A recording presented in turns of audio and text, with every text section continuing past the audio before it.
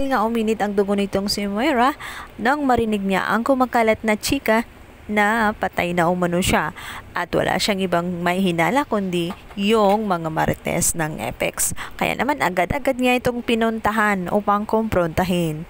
Dito nga'y naabutan na nga ni Moira na nagpulong-pulong naman ang mga ito at pinag-uusapan nga nila si Annalyn dahil napakagaling daw ng pagkagawa niya pagbutas sa ulo nitong si Moira dahil wala daw talaga ang natamaan ng mga ugat kaya naman perfect na perfect kaya ito nakaligtas. Naman gulat na napalingon nga itong si Evan at sinabing nandyan si Moira nakatingin na pala sa kanila.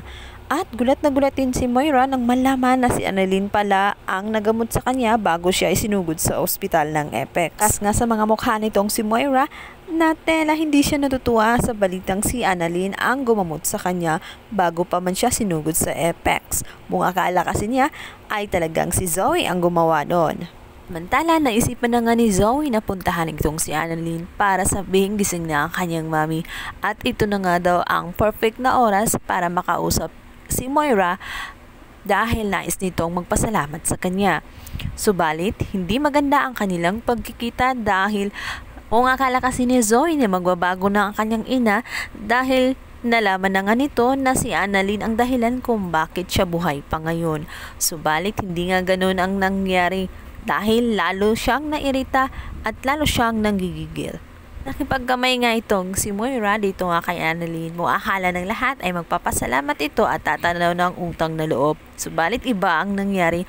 Bigla na lamang hinila ni Moira ang tinutukan ng matalas na bagay. Nais niyang butasan ng ulo nitong si Annalyn. Kakaloka naman talaga ang ugali nitong si Moira. Imbis na magpasalamat ay nagawa pang banta ng buhay nitong si Annalyn. Mabuti na lang at nahila agad ni Lyndon itong si Annalyn.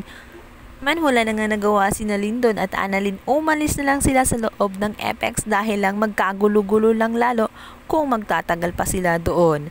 Samantala, ito nga si Zoe ay galit na galit sa reaksyon ng kanyang mami dito nga kay Annalyn. Pasigaw nga na sinabi ni Moira na hindi niya matatanggap ang ginawa ni Annalyn at sinabi niya ang siya ang dahilan kung bakit magulo ang kanyang pamilya at kung bakit masisira ang pamilya niya ng tuluyan.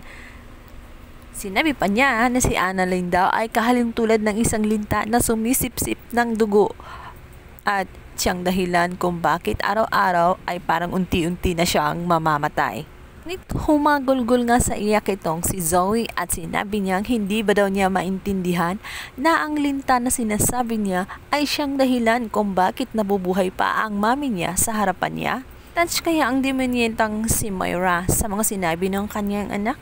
O tuluyan pa rin siyang magmamatigas dito kay Annalyn? Matuto kaya siyang magbago bilang ganti at pasasalamat sa ginawa ni Annalyn dahil utang ni Moira ang buhay niya dito nga kay Annalyn.